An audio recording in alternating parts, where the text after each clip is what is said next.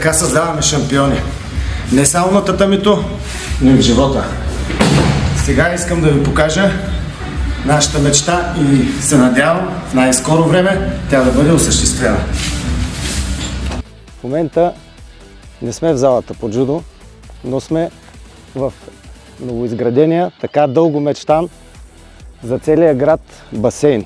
Успяхме да сбъднем тази мечта, която беше жадувана от години. Сега вижте наоколо.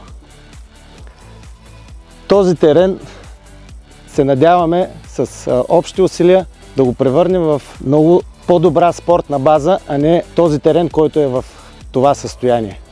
И за да бъда по-искрен, тази сграда стара, надяваме се един ден да стане зала и по джудо, защото с толкова много успехи, с толкова много деца се нуждаем точно от един нов комплекс, подобен на басейна.